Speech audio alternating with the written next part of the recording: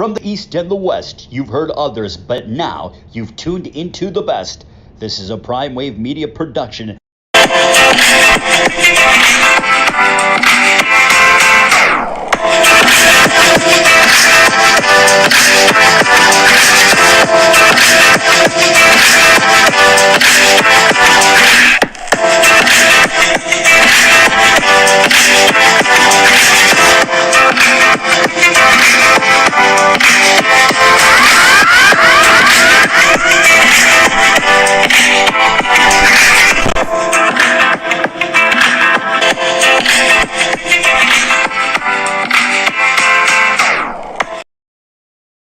What's up, world? It's the one and only Pop DBIC, the Primetime Capper. I'm feeling good. I'm feeling great. And it is time for the premier sports betting show, the Primetime Angles. And today I got none other than one of our in-house.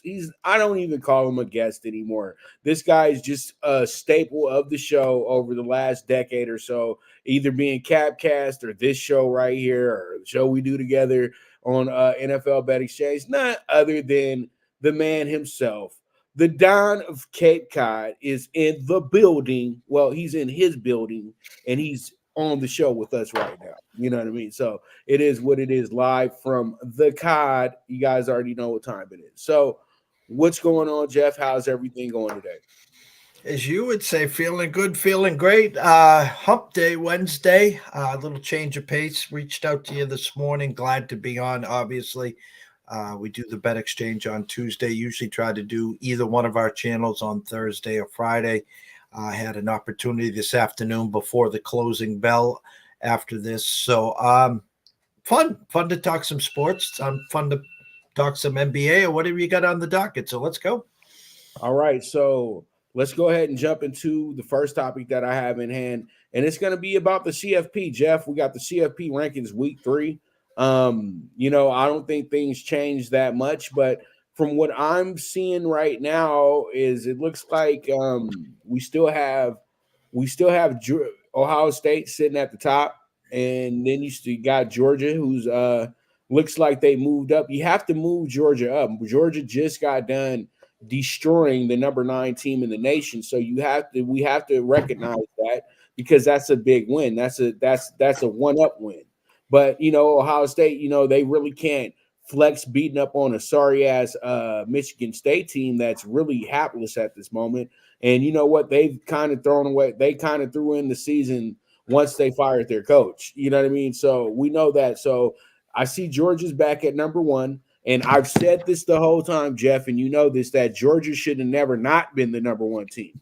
When you've won back-to-back national championships, what are we doing here? We don't. The committee doesn't have to be so, okay, we're going by strength of schedule. Let's be realistic and hand it to the actual champion. You got to beat the champ to be the champ, because they'll be there. Your thoughts on Georgia taking back the number 1 spot? Well, they started the year 4-0, and they didn't cover a game. Then in came someone 14.5-point favorites. Kentucky, I think, was the first one that woke them up. They destroyed Kentucky. Then 2 weeks later, I think they had Missouri 14.5. They destroyed. Was it Missouri? You thinking about the Florida game? The Florida game changed everything. Yes, yeah. Kentucky, then Florida. Those were the two 14.5-point spreads. I'm looking at this picture here, and then Brock Bowers is back, who will probably be a top 5 in the draft, and we'll be trying to compare his draft stock to Kyle Pitts of a few years ago. We could talk just for an hour on this show about the potential popsicle headache, because we usually know this. It happened a few years ago, Pops. We're heading for a collision course here with Georgia and Alabama, who lost, I think, in week 4 to Texas, but they have been ascending since. And Texas has a loss to Oklahoma since as well. But the last time these two played in an SEC championship, Georgia was undefeated. Alabama had 1 loss. So it was a must-win for Alabama to get into the Final Four.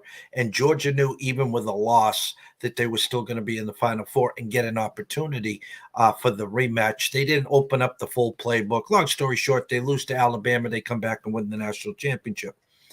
The problem this year, Pops, is you got Ohio State and Michigan who play in next week. I think it is next week. And the fact of the matter is, whoever wins that game is going to win the Big Ten championship. They're in. Right. Florida State doesn't look like it's going to lose, even though people say, well, the ACC is down. Florida State still beat LSU opening day. They went into Clemson and they beat Clemson. They will have had to beat, I think, Florida and Miami as well. And my point here, Pops, is you still have an undefeated Washington team and you have a one-loss Oregon team. So, we'll probably spend a whole show at some point just talking about this. My thought is there's going to be one SEC team in, one Big Ten team in, an undefeated Florida State team has to be in. And then you're going to say, well, if Georgia loses, they're two-time defending champs with one loss to Alabama. You'll be talking about a one-loss Ohio State or Michigan team. And then you could be talking about two one-loss Washington and Oregon teams. And then we still haven't even talked about a Texas one-loss team who went into Tuscaloosa week 4 and won. So it's a popsicle headache, Pops. Right. And I think in any scenario, if everybody finishes with, say, a loss at the end of the year, except for, Georgia or somebody like that, or just Georgia loses, everybody loses, you know what I mean? I think what happens here is that you really have to go ahead and evaluate, do we add the Pac-12 team in here just because the Pac-12 is about to go out?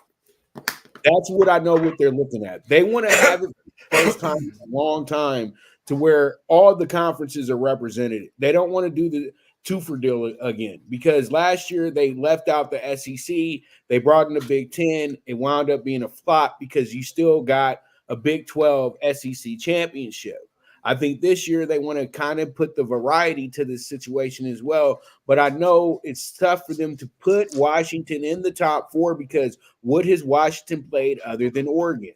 Yeah, they beat USC, but USC is seen as a dumpster fire at this moment. They've lost 4 games in a row. But all of USC's losses are good losses. That's what the problem is. You know what I mean? Utah, good. That's not, you're not losing to a bad team.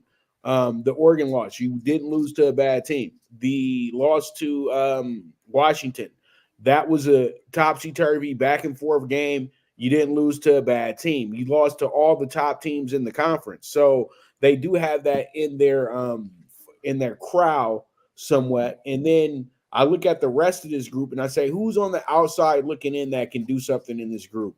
And I say that Louisville, don't even think about it. Don't even try to attack that angle.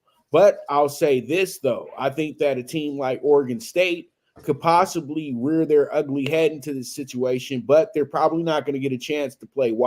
Let me look at Oregon State's schedule real quick. They play Washington this week on Saturday. Back to back. So if they were to beat both of those teams, do you think that they would be able to get some type of look into this situation as well, too, even with 2 losses?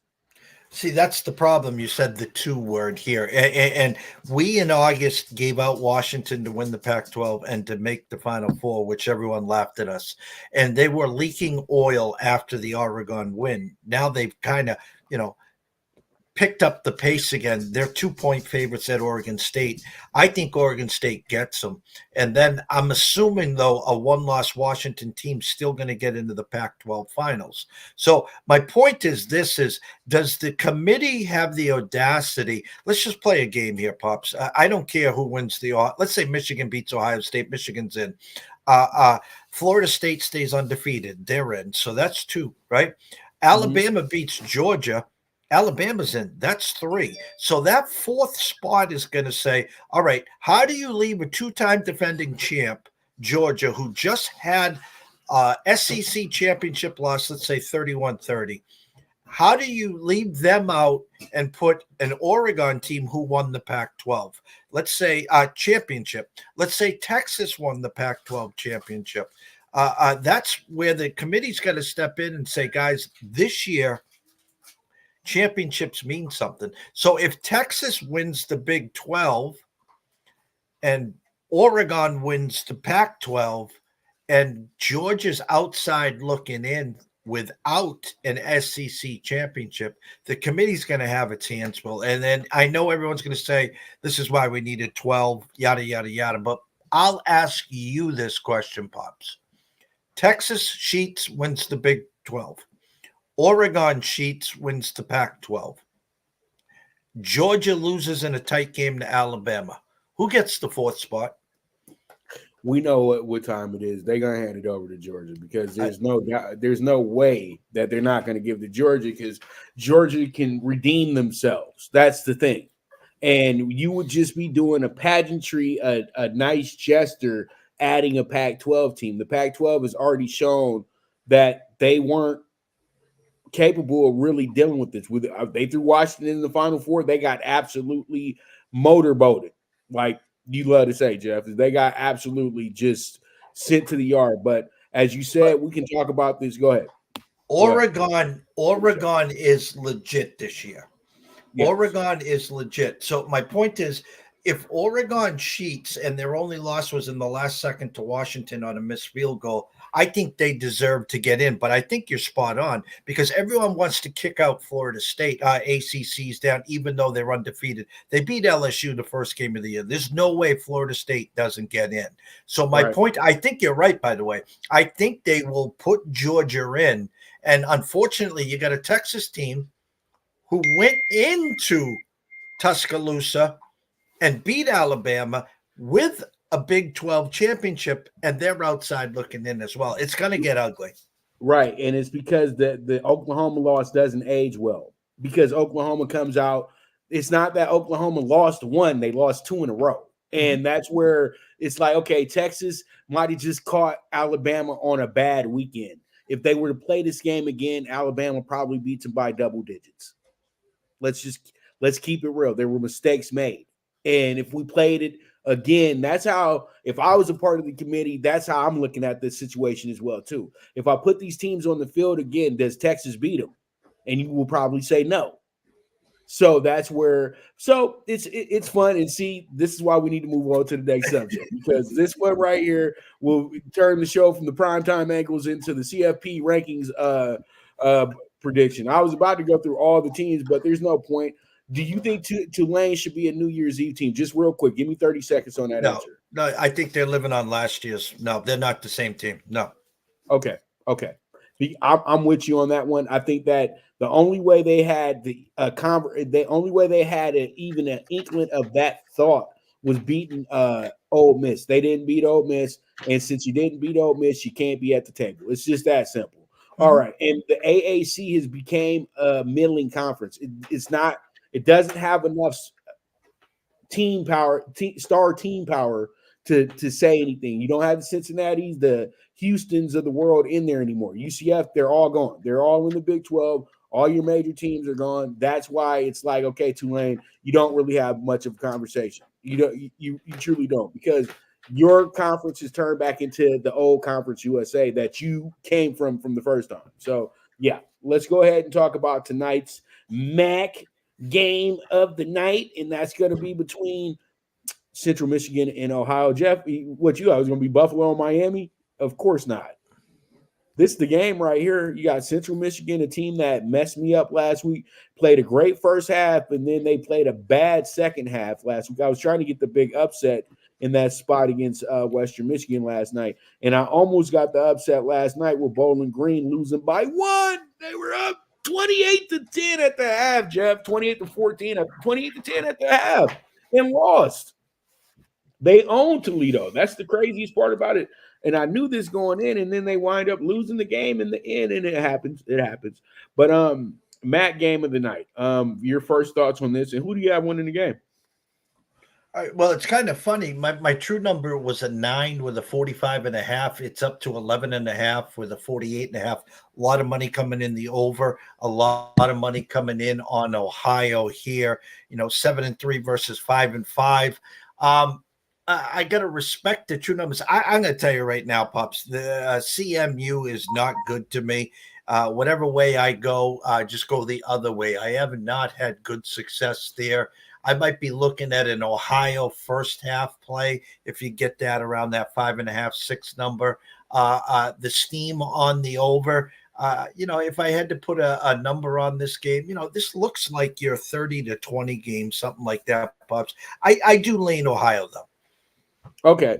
So Jeff is telling y'all that you need to overpay for the for the Bobcats tonight because they may not lock in on that 10 tonight. And you know what, Jeff? I'm gonna be honest with you. Ohio does look like they should win this game, but it's gonna be a game where they're gonna have to play. They're not gonna go in here and just stomp out Central Michigan, but I do understand where you're coming from. Central Michigan seems like fast starters, but terrible finishers. That's what the problem is with this team. That's what happened last week as well, too. And I feel like this week I can go ahead and actually get them to cover, unlike last week. So I'm going to take them with the plus 11.5 here because this game has bigger stakes to it, because this is literally them putting their bowl eligibility on the line now, because this team is 2 wins away from actually locking down a bowl situation. And I would think that, this game will be motivating enough for you in that regard. So we'll go ahead and we'll move forward from there. That I think that should be one of the better games of the night in any sport. So let's go ahead and talk about last night. Warriors have a scuffle with the Wolves that led to ejections. Why the NBA is so against fighting in games. Jeff, I'm going to kick this one off, man. And this is going to probably make a lot of people say, oh, Pop, I don't know about all that. But let's keep it real, brother. We saw the NBA in the 80s when everybody would, when you have a moment, and somebody gets out of line, somebody's going to throw a punch, somebody's going to get into it. And you know what? Ain't nobody really running over here to break it up like that. Let them get it out their system and we'll move on. You know what I mean? We'll move on. But, now we got it to where you just go ahead and breathe on a guy. You just go walk towards a guy. It's a problem. It's an issue. It's gonna get you kicked out the game. Come on, Giannis the other night, he dunks on a guy, he stares him down, they kicked him out the game. What I'm trying to get people to understand is I would love for them to just go ahead and have a moment to where they can have a battle royale, because these games get physical, they get nasty, they get to a point to where it's like, come on, man, you got to cut the shit. But it's a professional sport, and fighting isn't involved in the sport like that. It's not hockey. So how is it going to make the game be better if they can sit back and, have a tussle, a scrap, a fight, something of that nature? What it does is it holds the game up. And I truly do feel that last night was not even close to a scuffle that we've seen coming up in the 80s and 90s. That was almost like a heat check damn near. And I truly feel that last night, the only reason why people got ejected was because the way Draymond Green approached the situation. If he doesn't put Rudy Gobert in a chokehold and drag him across the court, then I just think that all it is a double technical, and we move forward from there. And Klay Thompson and McDaniels don't get kicked out the game, even though it was a testy, hot moment and everything like that. It really didn't warrant kicking no guys out the game. I know he ripped Klay's jersey and all that good stuff, but you know what? It was just okay. I'm trying to lock up. You're trying to lock up. We're in each other's face, and it happens. But I truly feel that the Wolves have sent a message to the Warriors, and the Warriors feel like that they did what teams do when they know they can't beat you. So then they're going to go to the other angle. Let's fight these motherfuckers. And what happened is that once again, they were the ones that wind up losing in the end. So they lose back-to-back games because Draymond Green could not control his temper. He couldn't control his emotions. First night around, he thought he tried to challenge Ant. Ant went ahead and mamba'd his ass. And then he comes back around and sees his boy getting in a situation. Then he has to go play the enforcer. So I truly feel that a lot of people have to stop thinking that this has to be a sport to where they got to just duke it out all the time. People do not understand how much money was lost when they did the Malice in the Palace. People don't understand that they were about to pull the NBA off of TV when they had the Malice in the Palace. People don't understand there was 100 lawsuits to the NBA's office. Lawsuits, Jeff, for the Malice in the Palace.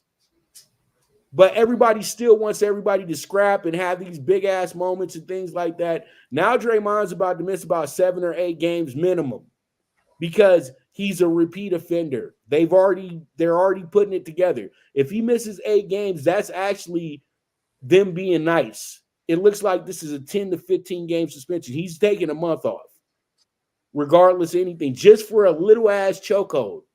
And you know what? At the end of the day, I just truly feel that the NBA is trying its best to just have these guys play ball.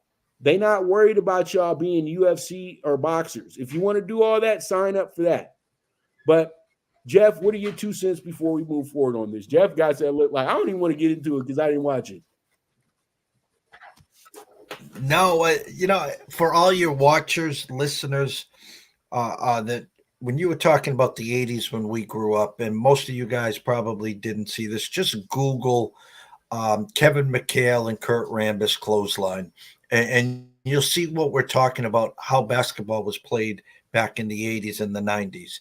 And this generation here, the Gen Zs, the millennials, and this style of basketball, I'm going to probably go on record here, Pops, and say at least 40% of these guys in the NBA wouldn't have lasted 2 years right now with this type of style.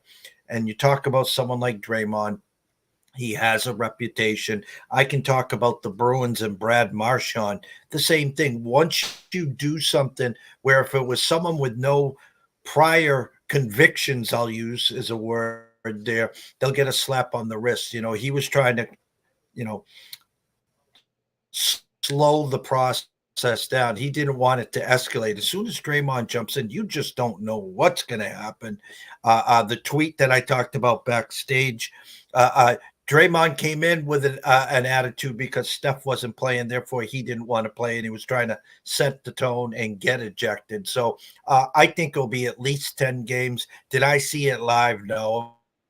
Of course, it was all over the internet and social media. Of course, I did see it. Back in the day, they would have just, rolled the ball out in 5 minutes. They would have broken up and said, all right, let's play ball. And they would have played a great, 48 minutes of basketball. Nowadays, as you said, 15, 20 minutes. And there's going to be some harsh penalties, some fines. But in the end, Draymond's stuck in the middle with that reputation. And he's a marked man. And he's going to probably be looking at, I would say, at least 10 games, Pops. Right. And you know what? I'm just going to end it with this. Also, when they had Malice in the Palace, the NBA was hitting a moment in time that really slowed the game down, where it was just overly physical. It was too much. It was just too physical, Jeff. You remember this. They really said, okay, you know what? We're going to make you guys start wearing suits. We're going to make you guys start, cleaning this up a little bit. And year by year, they made more and more rules. And I think by the time your big three got together, of Garnett, Ray Allen, and Kevin Garnett, they were the last group that were able to be physical, like to the point to where, okay, we might have to fight. We might have a melee here, and the Celtics just went overboard with it, I feel, in 2008. And you were there, bro. They had literally every other game was damn near a fight for the Celtics. And come on, the Atlanta series, every night, Zaza, them and Zaza, KG and Zaza, back and forth.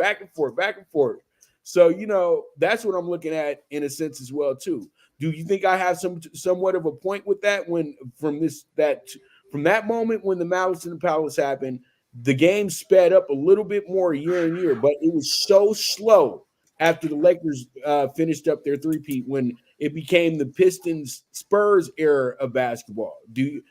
What's your thought on that real quick? No, I agree. I mean, people would have turned, there's games in the NBA now that score more points in the first half than the Pistons did back in the 80s and early 90s. It was a race to 80. And go back to some of those Bull Pistons games, even with Michael back there. It was just ugly, hard-fought, physical. If you went into the lane, you knew you were going to get hit, and you're probably going to get hit pretty hard. And so it was buyer beware, basically. That's why you approach the lane very carefully. But I agree with you 100%, Pops. Yeah, because that's the thing, man. They just had to clean it up because they wanted to have a better game. When they made the rules of, you can be in zone now, you can do this, they said, we don't want no more physical defense. That's exactly what they want to do, because Shaq literally Shaq had so many bumps and bruises on him, you didn't know if he played a basketball game or he just got done with a football game.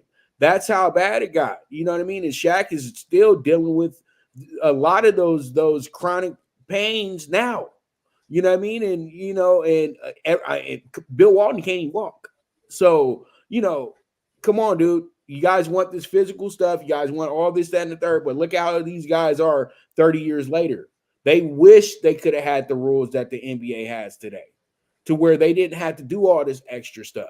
You know what I mean? But all in all, let's go ahead and talk about the fight real quick. I know this is something that's more in my lane. So Navarette is a guy that fights in a weight class, to me, that's not a money weight class. So this is not really like a guy that really is box office, but because of his fighting style, he can be a guy that can be bigger as he grows. You know what I mean? As if he can move up to 135, 140, something of that nature, where you can make some real money at and have a marquee fight, then everything could work out for him. But right now, I just feel like Emmanuel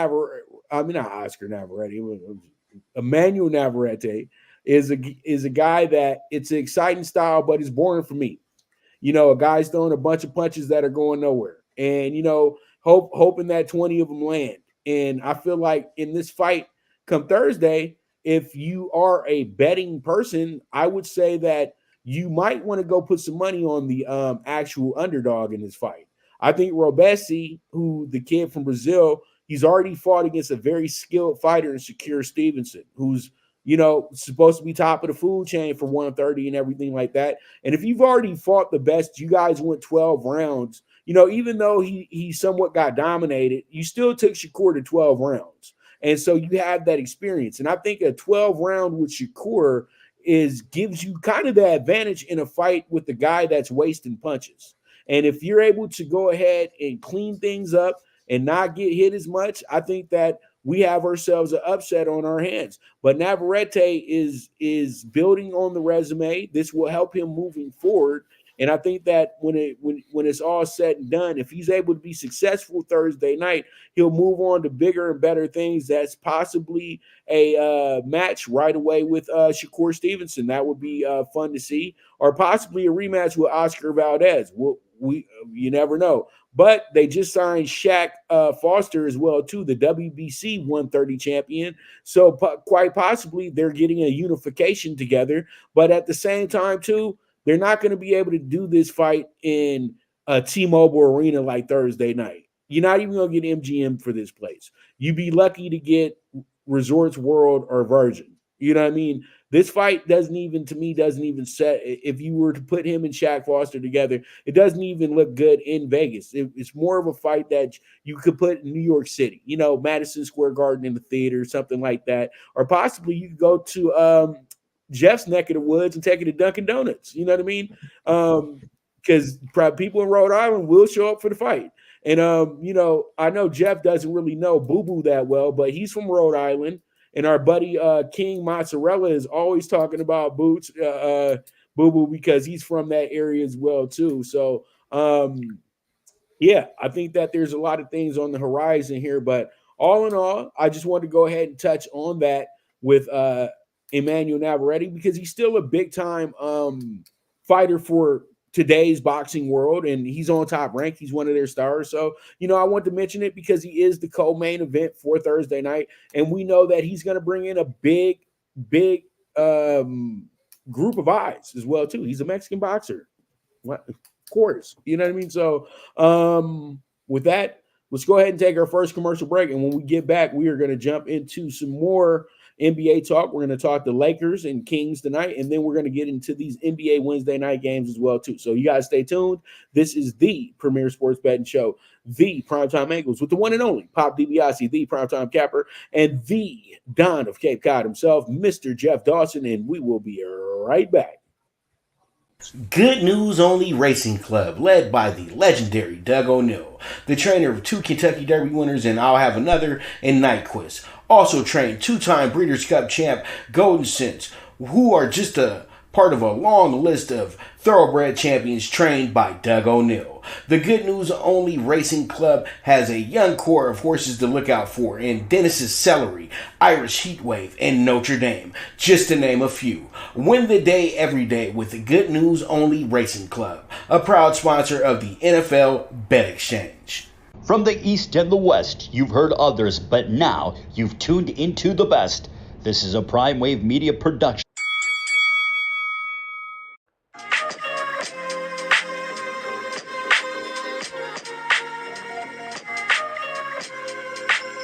Tune into Big Wave Boxing every week with a brand new guest with the one and only Pop DiBiase, the PrimeTime Capper, getting the best boxing stories, best boxing angles, and the truth when it all comes down to the sweet science.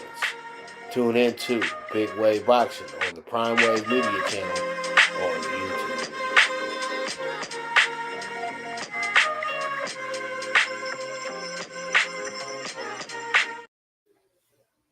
All right, so we are back, and it is time to talk the Lakers. The Lakers last night, Jeff, very good effort, but it was the Grizzlies. It's okay though, but see, I don't care.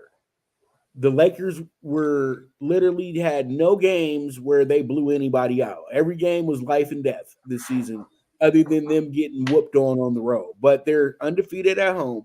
That's a good thing. 6-0 at home is a beautiful thing to look at. Okay, they're 1-5. They're terrible on the road, but they're great at home. It's okay. That's what's going on with the Lakers this year. But it's early. I keep telling people we're 10 games in, and you guys are pressing panic buttons already.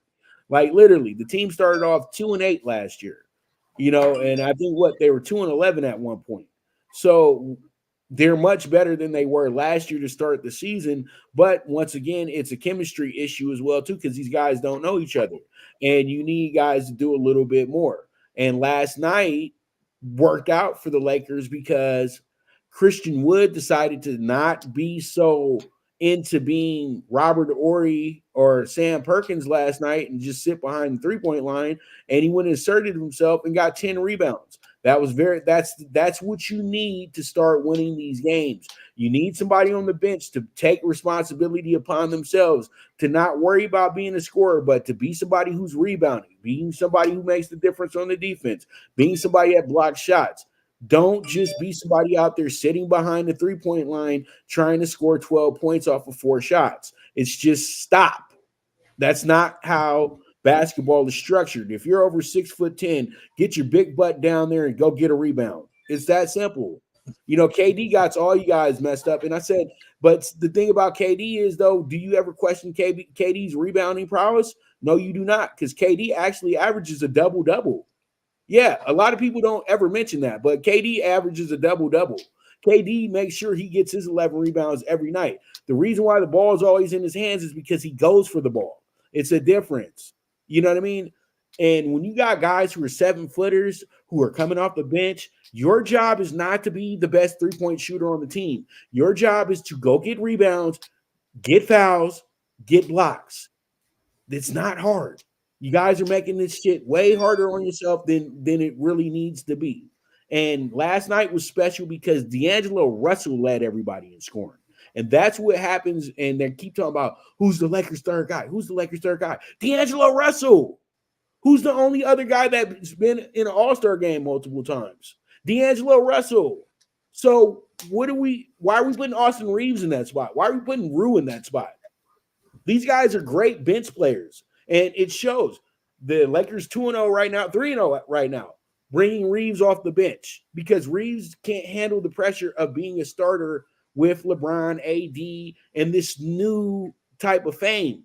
Because now NBA defenses are actually drawing up schemes for him, and that's within the starting lineup. But we bring him into with the second group with Rue and with Christian Wood, Jackson Hayes. Things work out a little bit differently because they have to really lock up in a different sense of way. But if they know that you're in there with LeBron and everything, and they know your weaknesses are there, then they're going to key in on that. But when you're not in there with these guys, then they have to be honest with you. And, Ham, it took him a while to figure that out. I knew that from day one. But that just goes to show you that he's not in full control of his team. If you have to swing everything by LeBron, you're not coaching the team. You don't have to swing shit by LeBron. He's just a player on the roster. And if he don't like it, he knows where to go upstairs and go cry to Jeannie about it. And then, then we'll fix it. But at the end of the day, coach the damn team. Don't look for his permission. Don't look for his approval. The moment you don't have to play with them, you win the game easy. I know it was only the Blazers, but everybody saw that they had to step up and be who they are. You can't rely on a 39-year-old LeBron James. You just can't. I don't know why they want to put that pressure on him. AD was able to do what he did. He got his double-double last night. Rue got 23 off the bench. Austin got 19 off the bench. That's great effort. That's 39 in itself. He got 55 bench points last night. Jackson Hayes was able to have a good game with 11 points. Wood gets his 10 rebounds, and the Lakers win by almost 30. And you have 6 guys in double figures. The night before when they beat the game before when they beat the Blazers, you had 6 guys in double figures. The Lakers were always good last year when they had 6 to 7 guys in double figures. You got to share the load here because LeBron James can't be a 30-point scorer every night. It's just you're going to cook him. That's the whole thing because you have LeBron at 80% of LeBron level. You don't have the 100% LeBron level, but 80% of LeBron level is better than 95% of the NBA. That's crazy. And it is what it is at the end of the day. So, Jeff, what are your thoughts about the Lakers coming into this situation now above 500 and everything like that? And where do you think that they need to go from here? And do you think there needs to be any moves made before we get to the trade deadline? I mean, you stated it so well. The fact of the matter is, almost want to think as LeBron as that missing piece. You need to build, obviously, around LeBron. You obviously need a healthy AD. But when you got D'Angelo, I love the move of bringing Reeves off the bench. Again, you need pieces. Think of it as a bicycle wheel and how many spokes you need and how many do you have. We're only, as you said, 10, 11 games into the season. You're doing great at home. You're struggling on the road. I mean, if you can win 75, 80, 85% of your home games and get to 500 on the road, you got a hell of a season coming. We talked backstage about the woes in the West this year. Obviously you got Denver, the team to beat. Are they actually going to repeat? You got Ja still out. We know there's a great start in Dallas, but there's going to be a Kyrie incident or two. Just look around. You talked about Memphis. We talked about the T-Woes. We know Zion eventually is going to blow a tire. So I think you guys to succeed this year, it's just building and building. Let's see where you are at the end of the year, meaning January 1st, as you got 6 weeks before the All-Star break, and then start looking, there's going to be guys that are going to get quote unquote released because of contracts. There are veterans out there. I wouldn't be looking for more youth. I would look maybe for that one veteran piece to come off the bench to add to the bicycle wheel and the pizza, the puzzle there. So I think you're moving in the right direction. I really am. It's been a great start at home. Let's keep it going at home and then just start finding ways to steal some wins on the road. I think you're fine, Pops. I really do. And you know what? I gotta agree. I think that we're really good. We're right where we need to be. And I think that when you put Cam Reddish in the starting lineup with Torian Prince, you're having more of a defensive mentality to back up your best three scorers. It's that simple. Instead of adding in more scorers, you have to add in role guys into that starting five. And these scorers that you have that are so helpful with your other three scorers, you have to bring them off the bench because you have to. The Lakers, when we were one back-to-back, we had the best bench in basketball. They can talk as bad as they want to about that group. I know we always see the picture. Kobe won a championship with these guys. But, that bench averaged 60 points a game, too, at the same time. You know what I mean? And that bench had Lamar Odom, who, if he doesn't fuck up his career at the end of it, is probably a Hall of Famer. So, you had to be there. That's what we say. You had to be there, as we always like to say. And if you wasn't there, then you can't talk about it. You know what I mean? Because it is what it is. That's how you really build championship teams in this league. You don't build it with 12 superstars. You build them with 2-3 superstars, some high-end role players, and some guys that know how to play a role. If you're a shooter, you're a shooter. If you're a defender, you're a defender. If you're a high flyer, you're a high flyer. If you're on the ball defender, that's what you do. You don't get out of your element. You know what I mean? And that's what's wrong with the NBA right now.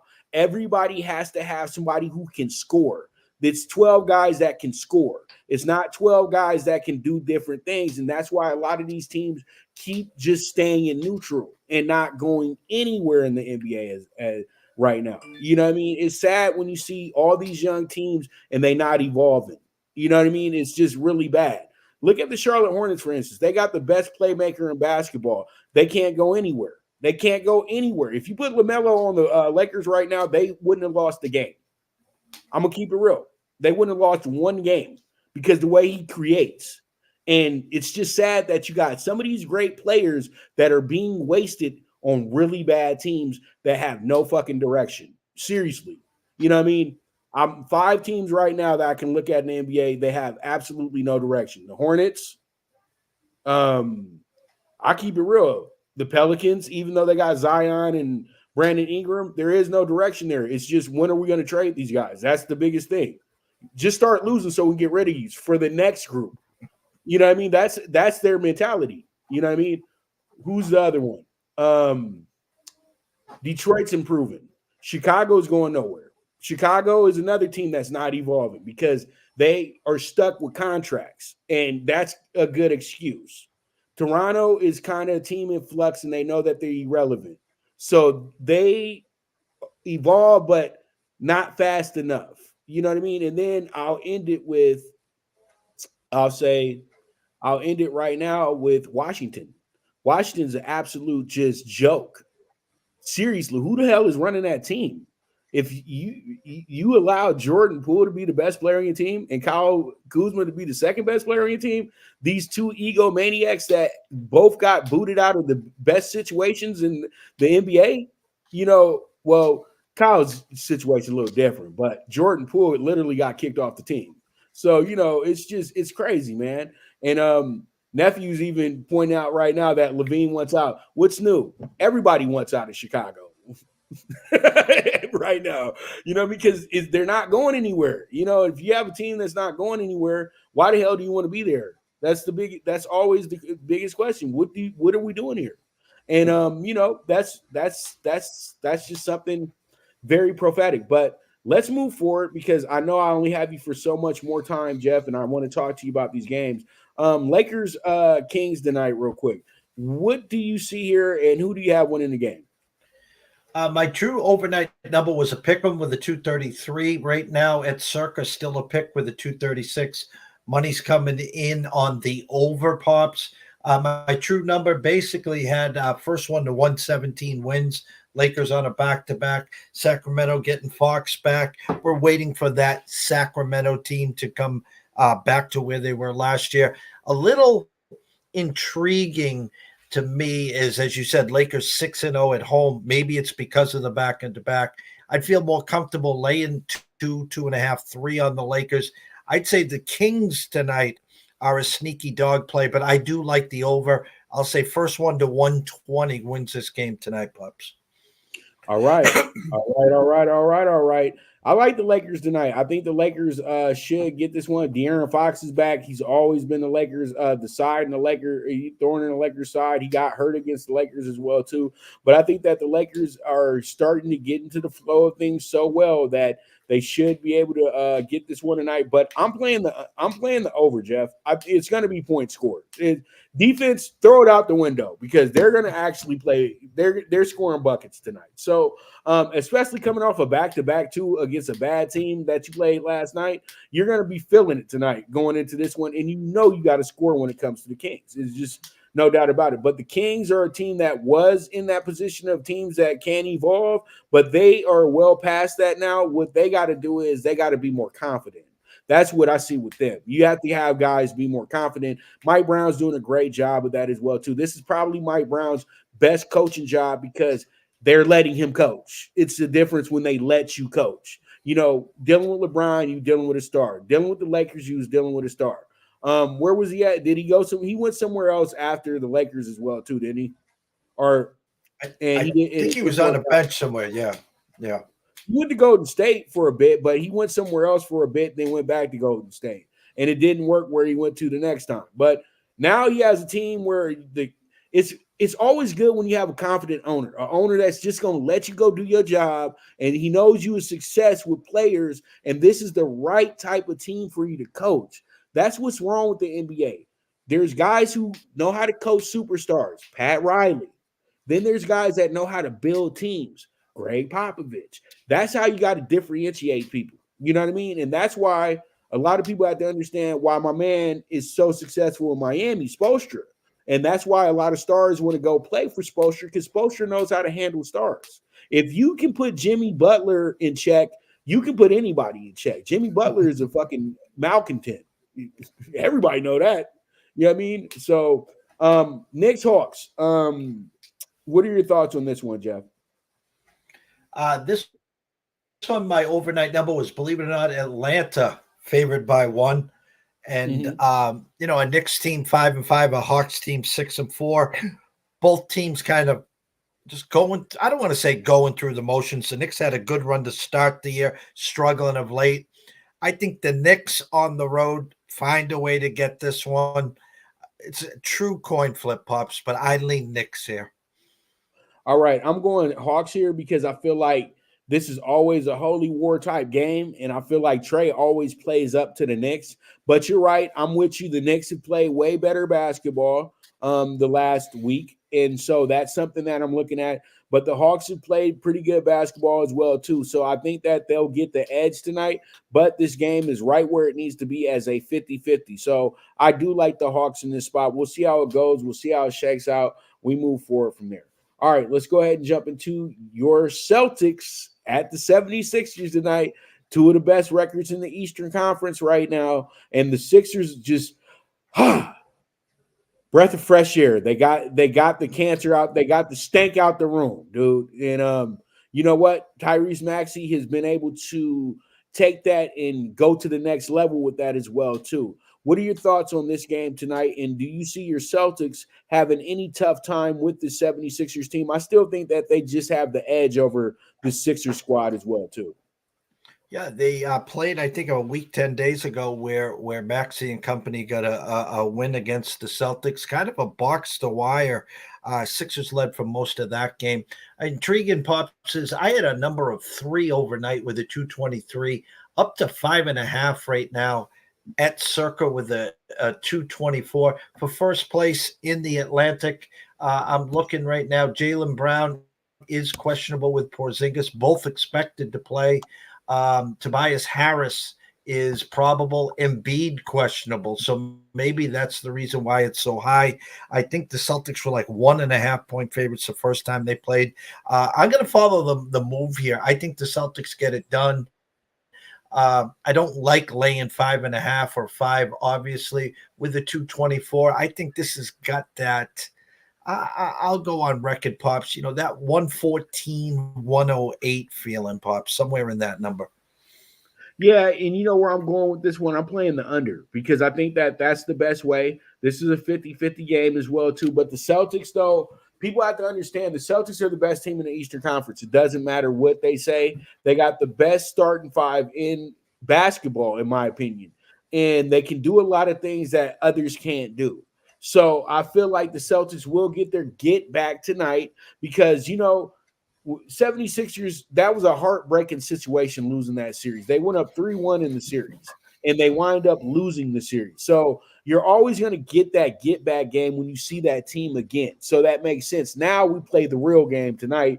I think the Celtics absolutely crush on these boys. That's why I'm playing the under because I don't even see the 76ers scoring 100 points tonight, to be honest with you.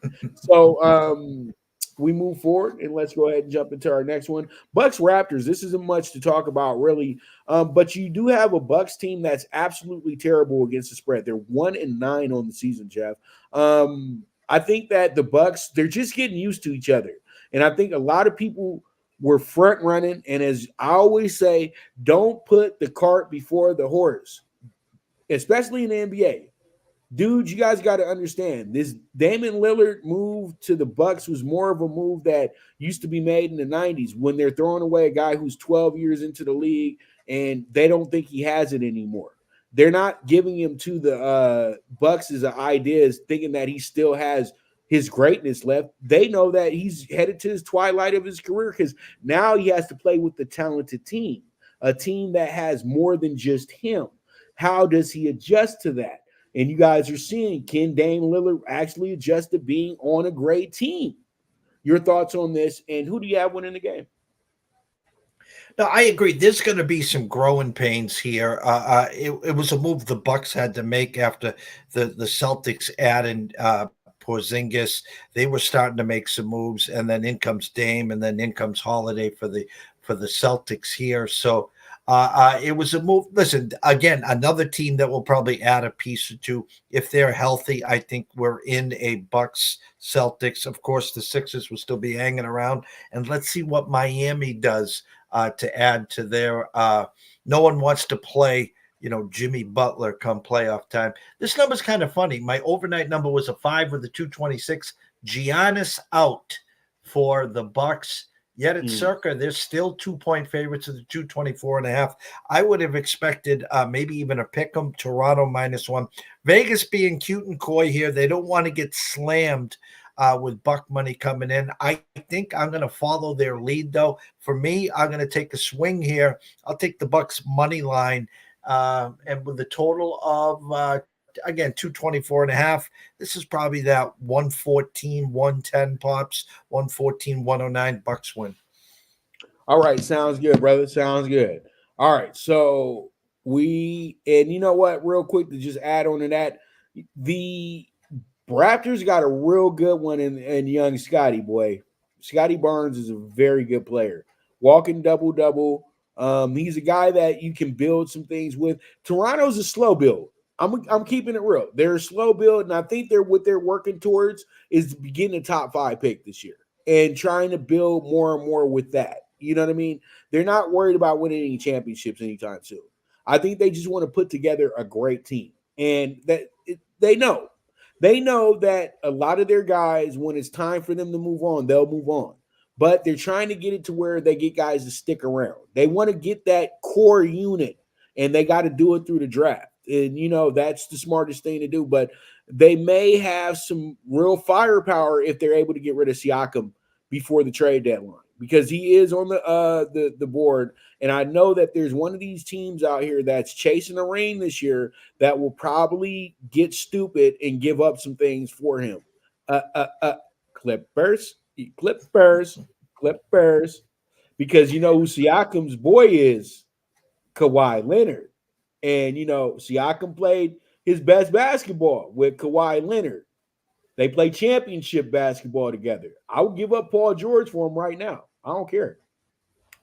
I just got an update for you as well, Pops. LeBron James downgraded to questionable, and with that, now Sacramento is -1 across the board. Looks like Vegas leaning towards maybe LeBron missing this game. But did you just hear me when you said LeBron might be this game? I'm like, good. Sit your ass down, LeBron. You're 39 years old. It's okay. Sit your old ass down. It's all right. We're not missing nothing tonight. We're okay. We'll go get we'll cope. You know what I mean? We'll cope. We'll be okay, bud. Because this ain't no fucking Cleveland. Can't be on the Lakers if you can't hoop. You know what I mean? We don't do that. We as long as my boys aren't spectators, we should be fine. All right, this is the game of the night right here, Jeff. Wolves balling 8 wins in a row. That ain't nobody talking about that. Only thing they talking about, they got that way last night. They've won 8 games in a row, and they beat the Nuggets. They beat the Warriors twice. Yeah, they beaten some of the better teams in the NBA too. They're not pulling a Minnesota Vikings on us and beating up on all the bad teams on a 5-game winning streak. I caught that. I had to write about that this morning, Jeff. I said the one win they got in San Francisco, and Cousins was still the quarterback then. I said, Dobbs, you beating up on the NFC South. The NFC South's the worst division in the NFL. But Dobbs is doing his thing. But let me stay on topic. Hey, Minnesota, because right now the Vikings are the ones that are getting all the clips. You know that. But the best player in the state plays on the basketball team. And Edwards is incredible. And Edwards is so good that he made Draymond Green kick himself out the game. I can't believe that. You know what I mean? He knew that the boy was finna go off and go crazy. Him and Clay. They just say, you know what? We don't want no parts of Ant tonight. Let's go over here and choke out Rudy Gobert. That was so prison of Draymond last night. Let me go after the biggest guy. The biggest, softest guy on the court, Rudy Gobert of all people. You know what I mean? Now, if he would have did Wemby like that, they would have charged him with a crime. Keep it real. Shit, but if I was in the NBA, I'd have probably did Wemby like that first game, especially or that Knicks game when he tried to do the little slap to heart. I said, bro, you lucky you in today's NBA because somebody would have kicked your ass, dog. Like serious, straight up.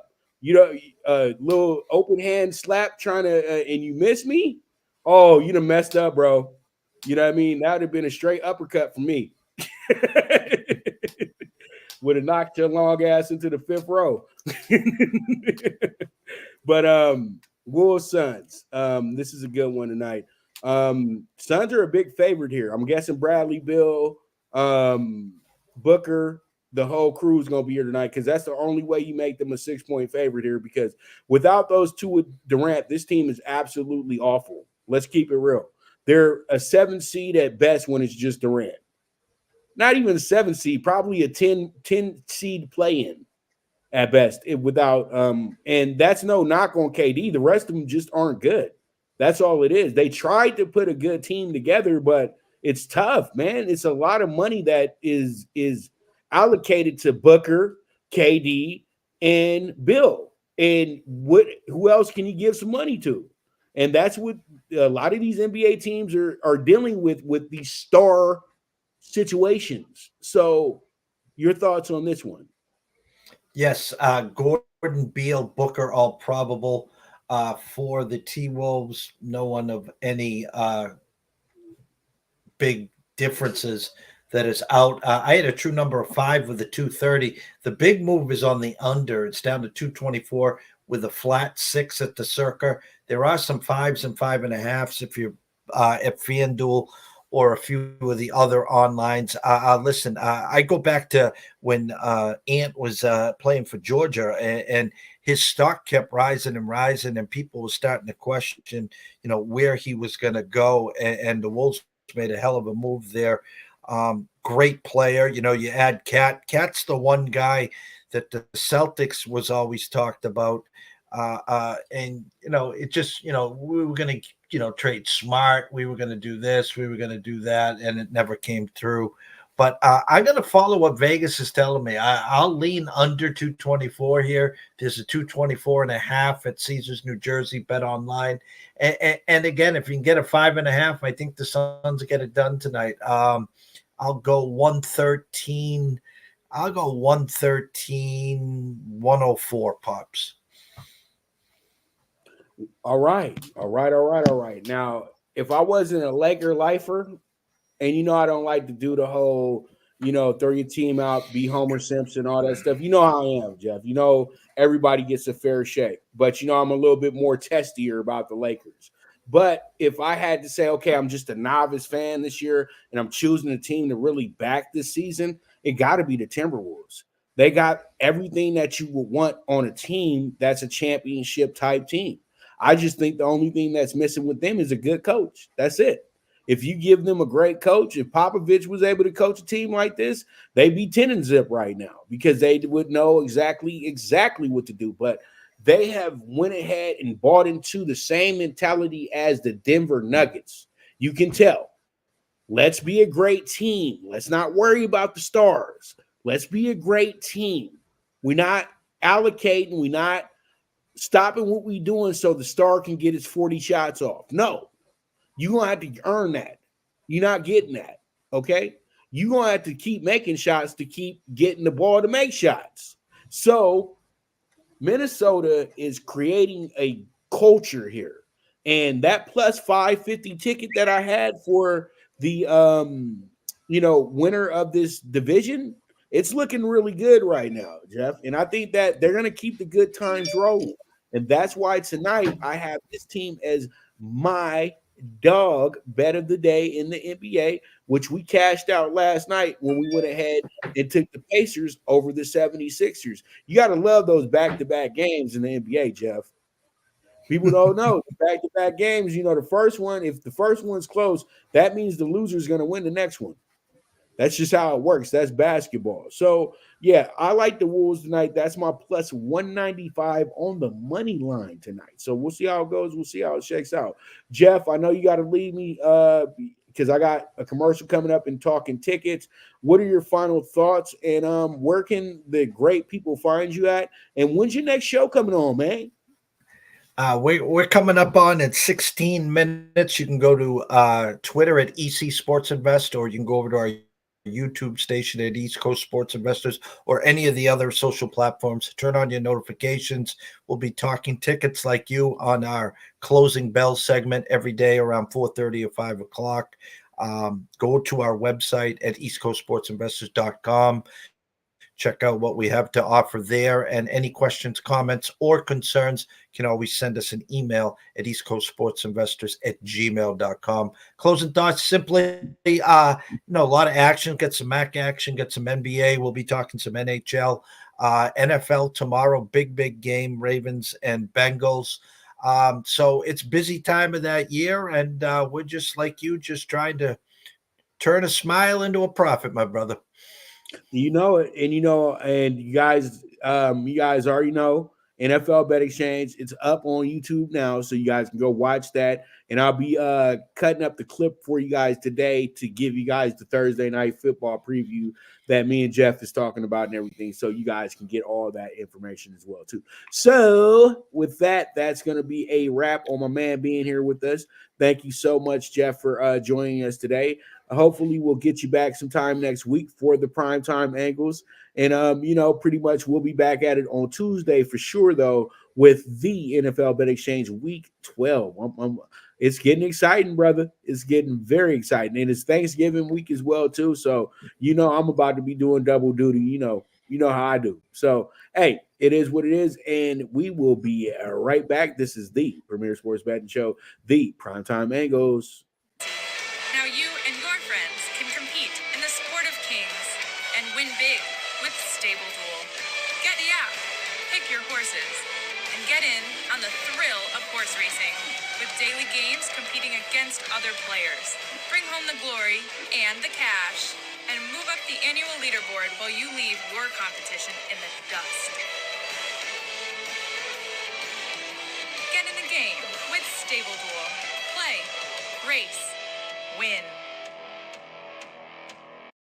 Good News Only Racing Club, led by the legendary Doug O'Neill, the trainer of 2 Kentucky Derby winners and I'll Have Another and Nyquist. Also trained 2-time Breeders' Cup champ Golden Sense, who are just a part of a long list of thoroughbred champions trained by Doug O'Neill. The Good News Only Racing Club has a young core of horses to look out for in Dennis's Celery, Irish Heatwave, and Notre Dame, just to name a few. Win the day every day with the Good News Only Racing Club, a proud sponsor of the NFL Bet Exchange. All right, we are back with the premier sports betting show, the PrimeTime Angles, with the one and only Pop DiBiase, the PrimeTime Capper, and last Tristan Thompson. Tristan Thompson's still over here collecting NBA checks too. That shit is comedy, but that brother got child support to pay. Y'all know that. All them little women's and everything that he keep playing on. It is what it is, but that ain't none of my business. CBB PrimeTime PK6, here we go. 60-1 Seton Hall. No, it's not Seton Hall. It's the team playing Seton Hall tonight. So I'll clean that up tonight, but that's not going to be Seton Hall tonight in that game. That's actually going to be, I think it's Siena tonight for that one. Let me double check with that. But damn, sorry about that, y'all. But the 20.5 is not Seton Hall tonight. The 20.5 will be the team playing Seton Hall tonight, who is going to be Albany. Okay, so that game starts at 3:30 on FS1. Hopefully, you guys do catch it, but it's not Seton Hall. It's going to be Albany. Okay, and then we have VCU -4. We also have Richmond +165. We got the -14 on ECU tonight as well too. We got George Mason -140, and then we also have the +10 on Georgetown tonight as well too. Then we move forward. Let's go ahead and get into our MAC bets. We got Buffalo, Miami bets tonight. Then that's Buffalo, Miami, Ohio. Okay, this is not an NFL game. We got the 7.5 to Miami. We got the 4 to Miami first half. The over 9 +110 first quarter. And then we wrap it up with the 9.5 alternate line +105 on Miami tonight. They're looking for a Miami blowout tonight. I think Miami actually does the same thing they did last week. They just shut them out. We got Central Michigan versus Ohio bets tonight as well. We got the +11 with CMU. We got the under 24 first half, the CMU money line +290 first quarter. And then we have the Ohio under 27.5 team total +120. So that's going to be the bet tonight for that game right there. And then we wrap it up with the NBA Super High Five. The NBA Super High Five tonight is going to be a 40-1 ticket. We have the Hawks money line -115. We have the under 224.5 Celtics Sixers. Also the -2 to the Bucks. The Wolves money line +195, and the over 235.5 with the Kings and the Lakers. And that's going to be a wrap on Talking Tickets today. So I thank you guys very much for tuning in. You guys are the absolute best. I'll be back to you tomorrow. We'll be talking our Power 5 games of the week as well too. And so you guys make sure to tune in for all of that, and we'll be able to break that all the way down. So with that, I thank you guys once again for tuning in to the Premier Sports Betting Show, the PrimeTime Angles. And as I always say, bet with your head, not with your heart. The movement is moving, and this is the time to go ahead and cash them tickets. Make sure that you follow that. Make sure that you follow that Talking Ticket segment, because that is a money train right there. Okay, so with that, I am on my way out. So see you later. I'll see you tomorrow, and I am gone.